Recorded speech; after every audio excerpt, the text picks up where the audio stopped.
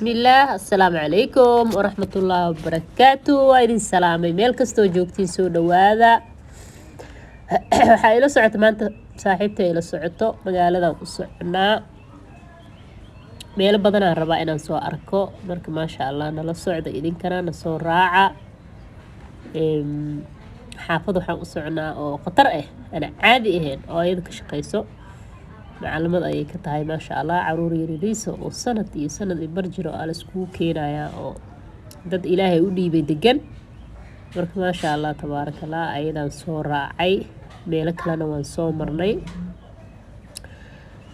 xaafadahan waxay ka mid yihiin xaafadaha Kambaalo ku yaalo xoogo waxaa degan dadka oo Ilaahay lacagta u dhiibay marka maasha Allah tabarakallah wadankan saan u jaam u yahay hadaarta magaalada inaad ka soo daleysatid baawur ma raaci kartid waayo baawurka waqti uu ku qaadanaya jaamkiisa aad u badan qofkii meeshan jooga ilmo korsanaya boodho ma huraayo mooto laba lugoodley ma huraayo mootadaas la raacaya lagu soo adeeganaya marka waa ku qasbantaa marka waxaan soo aadnay meesha Soomaalida u taqaano guriga maxaa la dhahay guriga boqorka ay dhahaan laakiin ay waxay dhahaan marka Soomaalida waxay u taqaanaa beerta shaydaanka ay u taqaanaa marka hubkan waa hub qadiimi ah oo meesha u dhex yaala waa xasuus meeshan waxaa degan hadda 3 qof degan oo maleena oo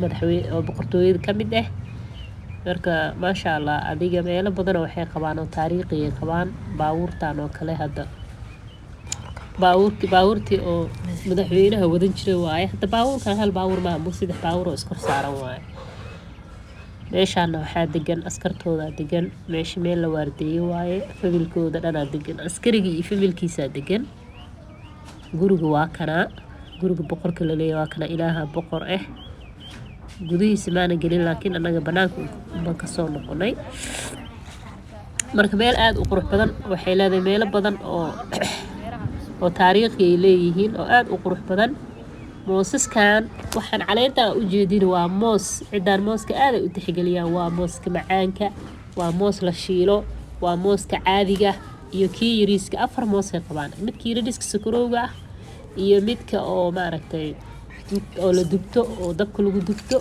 saliid lagu shiisho aad u macaan badan ay qabaan marka dad oo maaragtay dhulkooda ka fikira waa waxa ka soo baxa ay aad u cunaan waxyaabaha banaanka laga keeno ma cunaan ba ayaga soortooda iyo bariiskooda cad wadankooda ka baxa mooskooda digirtooda waxaasay cunaan ay maxaa la dhahay ku nool yihiin wayna ku faraxsan yihiin xooggoodana xoog ayuu dhalay moosas kala nooca meeshan ku yaalo kul aad u weyn baaxadiisa weyn tahay waa maasha Allah ku soo wareegi kartaa waa ku soo dalxiisi kartaa meesha yarka waxa ku yaalo waxyaabaha sawirada ay ku sameeyaan oo Afrikaan geed yariis oo darbiga lagu dhijiyaan weydiiyay lacag waxay ku dhaxeen $100 aqli gal ma ahaan kulli dadka cadaanka ah imaado waxaas ka gato anaga wax darbi lagu dhijiyay sawir ma bixiisay mana gadanayne wax kale oo la gataa ka badan sawir oo xayawaano iyo waxyaabaha adiga Afrikada dhaqanka ay u leeyihiin ay maxaa la sameeyaan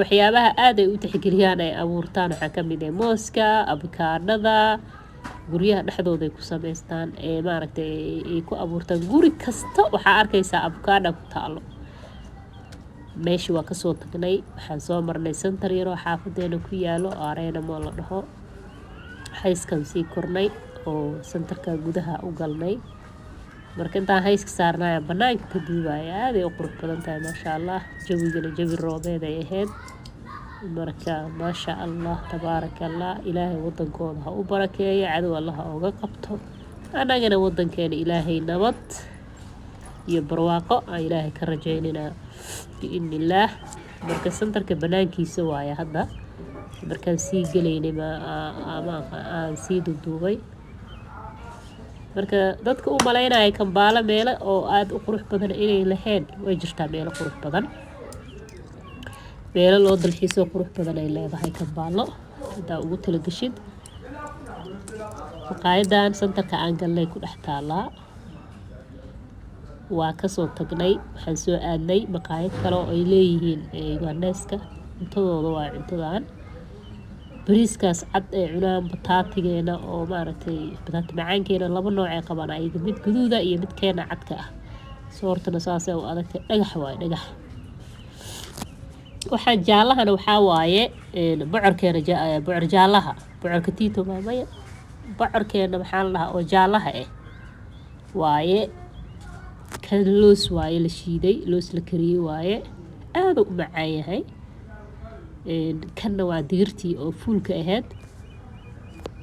fuulkeena caadiga waa digirta waaweyneed. saraax cuntadooda aad ayay u macaan tahay, saliidna ma lahan. roolakis alaabtaana wiilasha jecel, ilmaha jecel. meeshana hadda waxaa laisku jarjaray jabaad iyo ukun aa laisku dhex qasay. biisa laga dhigooya haday kaaga macda, biisayba noqotay. waa kana dadaa loo jarjarooyaa. waxaan banaanka laga cunaa aniga ma jecli, laakiin wiilasha aad ay u jecel yihiin. subaxi alasaydi banaanka, maqrabkii saasoo kale galbihii. marka meeshaan waxaa waaye waa meesha madaxweynaha ka khudbeeyo, askarta iskugu imaato, iyo markuu khudbeynayo kale meelaha oo maaragtay dadweynaha iskugu imaadaan waaye. ayadana meeshan kaaraaba loo sameystaaba haddaa rabtid inaad kusoo socotid ama ku orodid subaxii oo kale, ama aad rabtid inaad dalxiis u tagtid, kaara u jaranaysaa. marka meeshaan hadda xaafadii oo aan aadnay markaan soo maraynay waaye. meelo aad u qurux badan ku yaalo. cagaar horta waa arkaysaa, wadankan cagaarkaa ku badan, geedaha aad u talaashaan, guryo ma dhahdid, jidka ma dhahdid, doog badana arkaysaa. horta taasay maxaa lahaye nimcadaasay qabaan. guryo qaar oo qurux badan arkaysaa. xaafado qaar markaad tagtid waxaaba isleedahay meeshaan Uganda ma aha isleedahay. meelaha qaar markaad tagtidna cuntada xitaa ma cuni kartid. waa meel aad u bahdilan oo bulaacad ka socoto, oo aad u ureyso.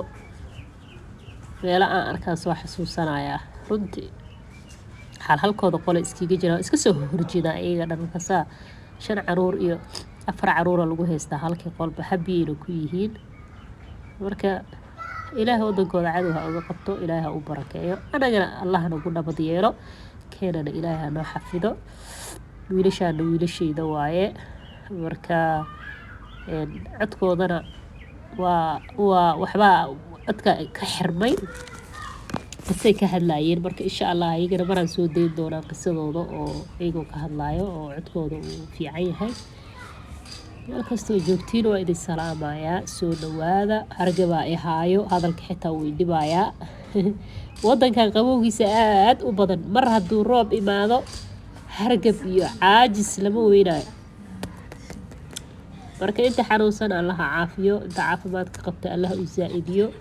idinkana soo dhawaada ayaa idin leeyahay meel kastoo joogtiin. insha allah waxyaabo badan oo maaragtay oo wajiyo qurux badan waa arki doonta iyo meelo qurux badan biidnillah. asalaamu calaykum.